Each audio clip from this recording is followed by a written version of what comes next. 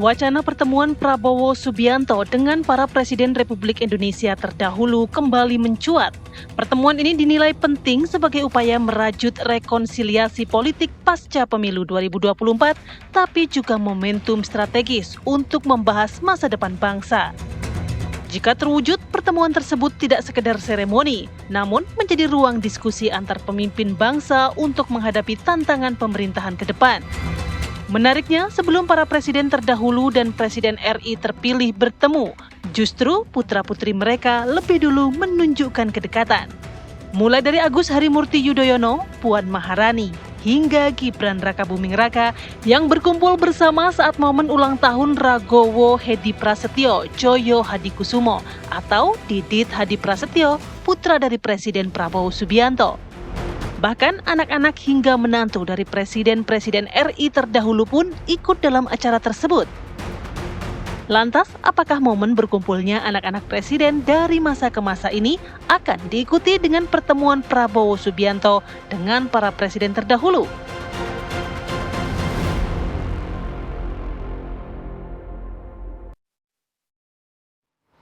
Ya, kembali di Apa Kabar Indonesia Pagi, pemirsa. Tadi kita sudah menyimak bagaimana paket pengantar dialog kita di segmen kali ini. Anak-anaknya udah, kapan orang tuanya? Ya, mumpung momen masih Ramadan nih, Betul. bisa lah bukber-bukber ya kan. Atau mungkin nanti pas lebaran kali. Karena kalau dilihat waktunya nih, minggu terakhir nih buat bukber nih. Dikebut, ayo. Nah, kita juga akan membahas dengan beberapa narasumber yang sudah hadir pagi ini. Ada Mas Aryo Seno Bagaskoro selaku politisi PDIP. Selamat pagi. Mas Seno. Pagi Mas, pagi Mbak. Selamat pagi. Semangat kita. Semangat dong. Ini enggak, semangatnya semangat apa nih? Semangat kumpul-kumpul apa semangat? Semangat kumpul-kumpul kayaknya. Gitu ya. Dan juga ada Mas Adi Praitno selaku analis politik. Selamat pagi Mas Adi Praitno. Mas Adi. Pagi. Saya juga mantap ini. Iya. Dan nanti yang akan bergabung juga lewat sambungan Zoom ada Herzaki Mahendra Putra, koordinator juru bicara Partai Demokrat. Kita kemana dulu nih? Kita ke Mas Seno terlebih dahulu. Mas Seno, tadi kita sudah melihat ya, kumpul-kumpul anak-anaknya udah begitu kan. Tapi dalam paket pengantar kita tadi kayaknya ada yang kurang. Ada Pak Prabowo, ada Pak Jokowi, ada Pak SBY. Kurang satu nih. Kapan Ibu Mega? Kumpul-kumpul yang mana dulu nih? Kumpul-kumpul bukber, kumpul-kumpul dengan acara-acara di beberapa kesempatan sebelumnya juga kan sempat selalu diundang begitu ya. Kira-kira kapan? Apakah ada kemungkinan Ibu Mega hadir? Ya, yang pertama kalau kita ngelihat tadi apa yang ditayangkan, itu kan udah sebenarnya clear ya. Ada di acara informal itu pun waktu acara ulang tahun Mas Didit, itu kan pada kumpul semua. Dari mantan-mantan anak-anak mantan presiden, keluarga-keluarga presiden itu pada hadir di sana, dan termasuk keluarga besar Bung Karno. Ada Mas Guru Soekarno Putra yang hadir di situ, lalu ada Mbak Puan Maharani dan Mbak Pinka, dan ini adalah semuanya adalah bagian dari keluarga besar Bung Karno.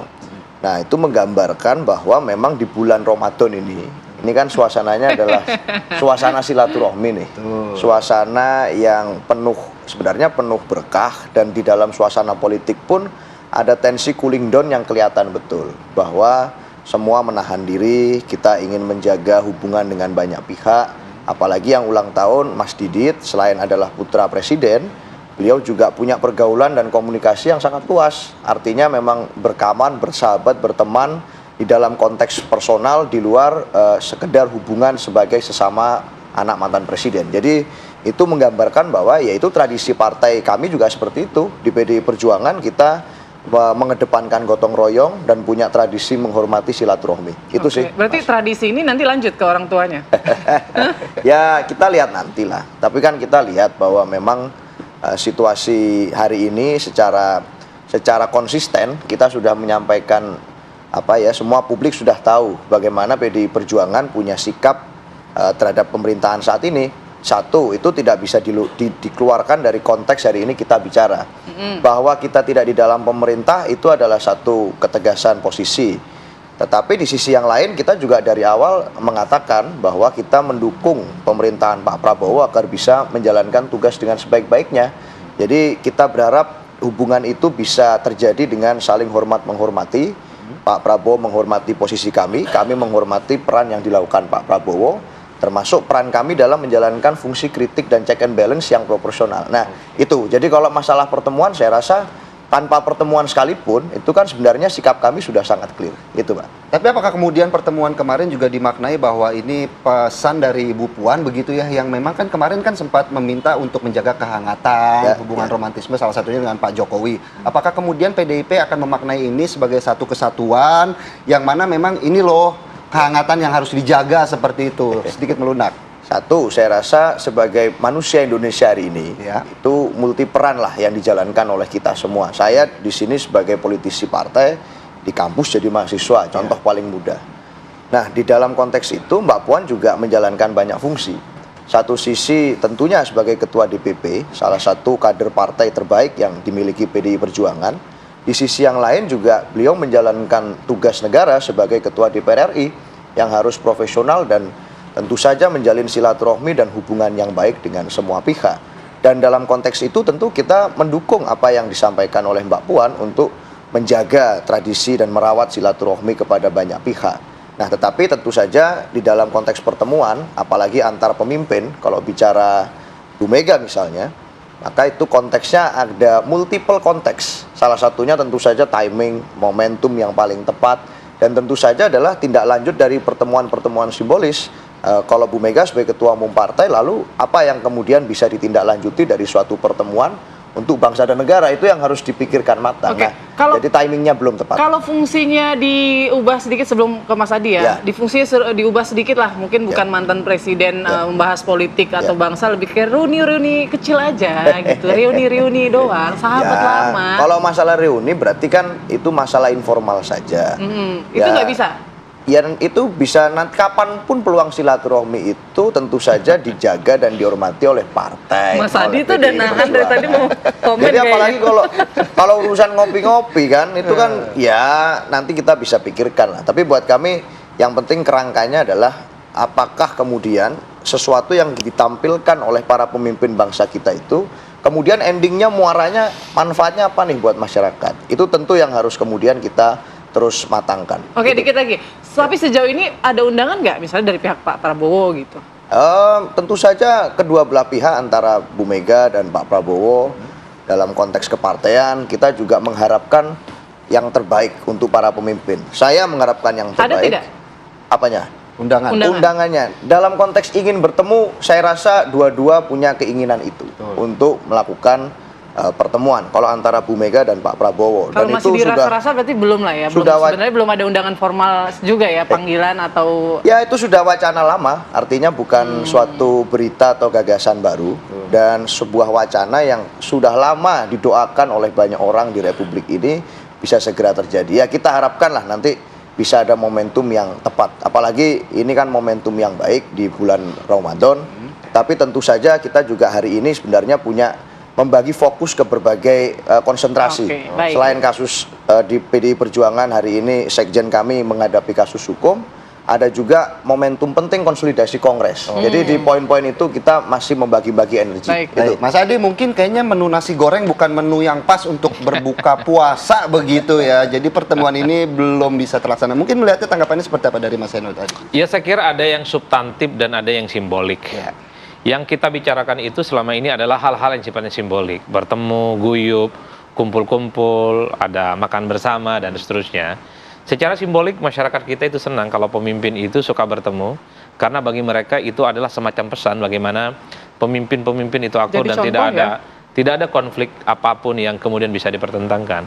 Tapi kalau mau jujur sebenarnya, apakah kalau bertemu persoalan kebangsaan itu selesai? Enggak juga kan? Problem-problem kebangsaan per hari ini ya saya kira masih begitu pelik dan begitu banyak yang belum tuntas.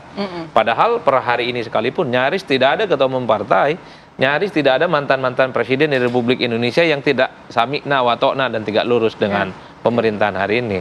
Hal-hal yang sifatnya substantif adalah orang kemudian bicara, untuk apa bertemu dan bersilaturahmi kalau semuanya sudah bisa dikomunikasikan dan kerjasama. PDIP betul posisi politiknya hari ini jadi oposisi, tapi hampir semua keputusan politik pemerintah PDIP paling depan, PPN 12% paling depan, MBG dukung paling depan, revisi undang-undang TNI paling depan dan seterusnya. Orang kan bertanya, untuk apa kumpul-kumpul makan nasi goreng? Kalau semuanya itu bisa selesai dengan tanpa pertemuan-pertemuan apapun. Itulah yang saya maksudkan, ada yang simbolik, ada yang substantif. Yang saya kedepankan justru adalah hal-hal yang sifatnya substantif. Ya kalau perlu tidak bertemu, ya tidak harus bertemu. Yang penting persoalan kebangsaan kita selesai. Pikiran-pikiran mantan presiden bisa diserap, bisa diinfiltrasi, dan kemudian bisa dijadikan sebagai feedback bagaimana untuk mencari solusi dari persoalan yang kita hadapi saat ini. Kan gitu aja, Mas. Ya. Nah, efisiensi bagi saya bukan hanya soal di lembaga dan kementerian.